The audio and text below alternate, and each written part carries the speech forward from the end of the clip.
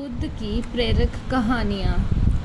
हंस की प्राण रक्षा। एक दिन राजकुमार सिद्धार्थ उपवन में विचार मग्न बैठे थे तो तभी क्रो क्रो करता हुआ एक हंस उनके पास आ गिरा।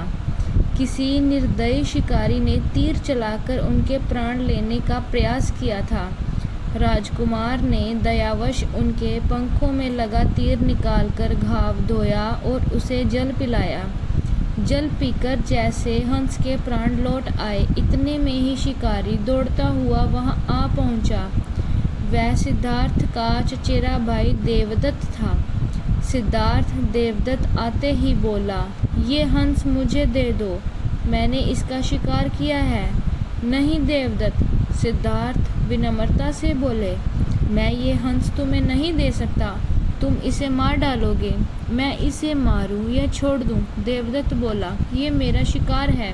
देवदत्त, मैंने इस हंस की प्राण रक्षा की है, अंततः ये मेरा है, मैं कदापि इसे तुम्हें नहीं दूंगा। इसी बात पर दोनों में वाद विवाद होने लगा, किंतु कोई भी सार्थक परिणाम न निकला। अंत विवाद राज दरबार में राजा शुद्धोधन के सामने पहुंचा। राजा ने गंभीरता पूर्वक दोनों की बात सुनी। महाराज, देवदत्त बोला, मैंने हंस का शिकार किया है। मेरे तीर से घायल होकर हंस पृथ्वी पर गिर पड़ा था। अंततः इस पर मेरा अधिकार है और ये मुझे ही मिलना चाहिए।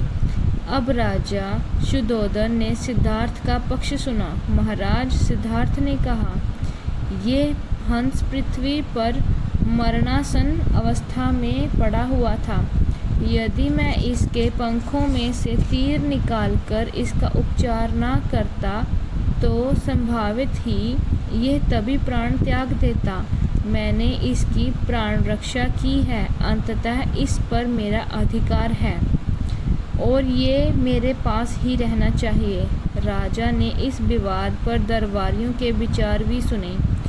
अंततः राजा ने निर्णय दिया, देवदत्त, तुमने हंस के प्राण हरण की चेष्टा की, जबकि सिद्धार्थ ने उसके प्राण रक्षा की। प्राण हरण की अपेक्षा प्राण रक्षा करने वाले का हंस पर अधिकार है।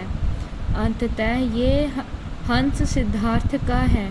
दरबारियों ने मुक्त कंठ से राजा के निर्णय की सराहना की, जबकि अपने विपरीत निर्णय सुनकर देवदत्त सिद्धार्थ के प्रति क्रोध और ईर्ष्या से सुलग उठा।